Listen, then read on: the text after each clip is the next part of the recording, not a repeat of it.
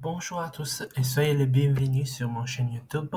Moi, je suis André et je vais vous présenter les expressions impersonnelles.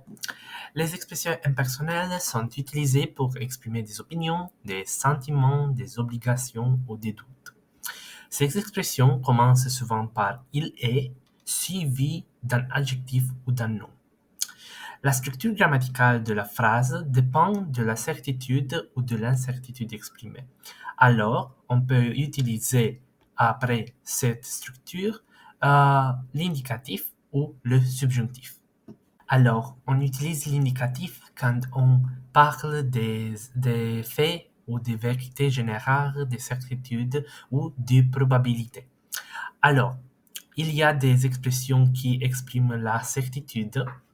Il est certain que, il est sûr que, il est évident que, il est visible que, il est indubitable que, il est incontestable que, il ne fait pas de doute que. Et il y a des expressions qui expriment la probabilité. Il semble que, il est probable que, il est vraisemblable que. On doit faire la différence entre la probabilité et la possibilité. Alors, la probabilité est plus proche d'une vérité, de la certitude que la possibilité. C'est pour cette raison que la possibilité est utilisée utiliser avec le subjonctif. On va parler de tout ça dans quelques moments. D'autre part, le subjonctif est utilisé après les expressions impersonnelles qui expriment des doutes, des possibilités, des nécessités ou des sentiments. Voici quelques exemples. Il est nécessaire que, il est possible que, il est important que, il est douteux que, il n'y a aucune chance pour que, il est exclu que, il ne me semble pas que. On voit ici que la possibilité, c'est pas une certitude. Euh, il est possible que j'aille au cinéma, mais c'est pas certain. Euh, il est improbable, il est peu vraisemblable, il est bien peu probable. Toutes ces expressions marquent un événement qui est peu probable d'être accompli. Alors, on utilise le subjonctif. Si vous voulez, les expressions qui sont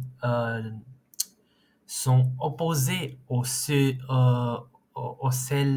de l'indicatif, on, euh, on va utiliser le subjonctif avec eux. Euh, et nous avons un exemple ici. Il n'est pas impossible que tu viennes au cinéma.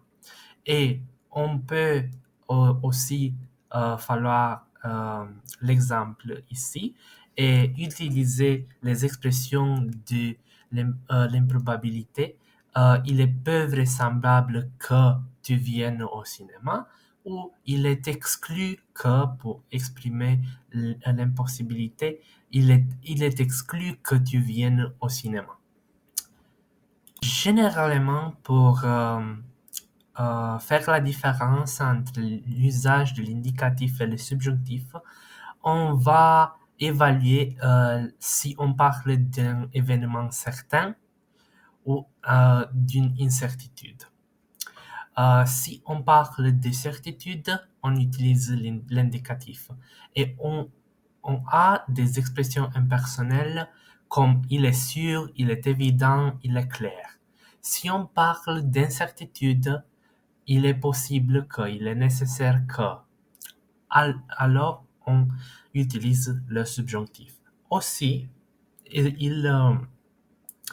dans la plupart des cas, on utilise le subjonctif quand on parle des émotions. Donc, quand on dit il est important, euh, on parle des faits qui sont proches nos cœurs et donc il y a des sentiments inclus quand on parle de ces événements. Quand on dit il est important, il est douteux, euh, la doute, c'est un sentiment. Alors, quand on parle des sentiments, on va utiliser le subjonctif.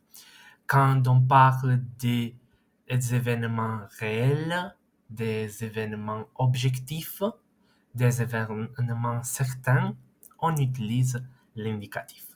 Maintenant, je vous propose un exercice pour pratiquer l'indicatif et le subjonctif et vous pouvez écrire vos réponses dans la section commentaires et je vais vous corriger aussi. Do not forget to subscribe to our channel and for now, bye bye.